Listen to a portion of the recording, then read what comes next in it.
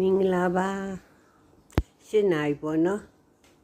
ဒီညကနည်းနည်းစောတယ်ဒါပေမဲ့ကိုယ့်ရဲ့စောတဲ့လူကဒီမှာအိမ်တက်ရှင်ရေးလုပ်တဲ့လူကလေအဒီပဲစီးလေးတွေလဲပြီးရေလေးလောင်းပြီးတော့သူပြန်သွားတာပေါ့နော်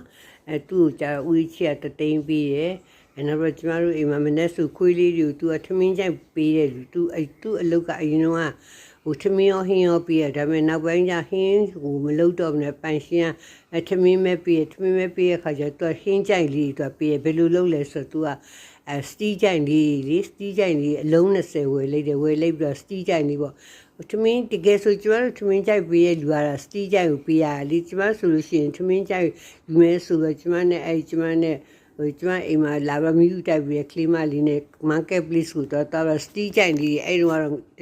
9စင်းကြိုက်9000ပေးရနှစ်ခုပေါ့တသိန်းဝယ်လိုက်တာဝယ်လိုက်ပြီးတော့ကျမအောင်ဒုက္ခကိုသွားတဲ့ခါကျအောင်ဒုက္ခဘာပြောလဲဆိုတော့ဒီမှာလိုင်းမရှိဘူးတဲ့ဒီကဘာကြီးဖျားလာကိုလိုင်းပို့တာမရှိဘူးတဲ့မရဘူးဆိုတော့မရဘူးဆိုတော့ကျမတို့ဟိုဘက်မှာရွှေလှထမင်းဆိုင်ဆိုတကယ်ဆိုလှထမင်းဆိုင်နာမည်ဒါပေမဲ့ရွှေဘာထမင်းဆိုင်လို့ပဲခေါ်ဘာဖြစ်လို့ဆိုတော့ရွှေဘာရဲ့အိမ်ကဘေးနားမှာရှိတဲ့ခါကျလူတဲ့ထမင်းလာစားလို့ရှိရင်ရွှေဘာတို့ပုံမျိုးတွေ့တဲ့ခါကျရွှေဘာထမင်းဆိုင်ရွှေဘာတကယ်ဆိုမဟုတ်ရွှေဘာတသူ့အိမ်သူလှထမင်းဆိုင်ဒါပေမဲ့နာမည်ထွေနာရွှေဘာထမင်းဆိုင်ဝယ်ထွေနာပေါ့နော်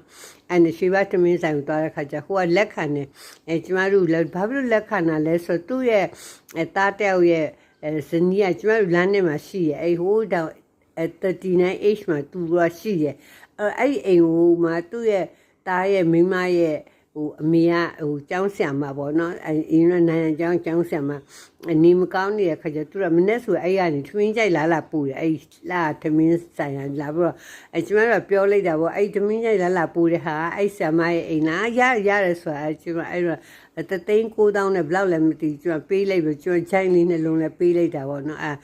နောက်နေ့ကျတော့ထမင်းကြိုက်ကလာပို့တဲ့ခါကျဦးချစ်ကထမင်းကြိုက်ကိုကြည့်လိုက်ပြီးဘာလောက်တာလဲထမင်းကြိုက်မစားတဲ့ငါထမင်းကြိုက်မစားဘူးတဲ့အိမ်ကဟင်းချက်တာပဲစားမယ်ဆိုတဖွင့်ကြည့်လိုက်တဲ့အခါကျလေ तू မကြိုက်တဲ့ဟင်းတွေဖြစ်နေပြန်ပိုဆိုးသွားပါအဲ့ဒါနဲ့လာသွားမယ်ဆိုတော့ဟိုမှာလည်းဒီဇိုင်းရှိသေးရဲ့လို့ဒီဇိုင်းအောင်မဟုတ်ဘူးလာသွားမယ်ဆိုတော့ကျမလည်းကိုကတော့ဟိုပေါ့နော်ကိုမချက်နိုင်တော့လူပေါ့နော်ကိုကမချက်နိုင်တော့အစင်ပြောင်လုပ်မယ် तू လက်မခံဘူးပေါ့နော်လက်မခံဆိုကျွန်တော်ရွှေဘာဆိုင်ကိုသွားလိုက်တဲ့ခါကျလူရပြည့်နေတာပဲဟာလူရအပြည့်ပဲကားရလည်းအပြည့်ပဲခါစားနေရလူရလေရန်ကုန်မြို့သူအလုတ်ကိစ္စ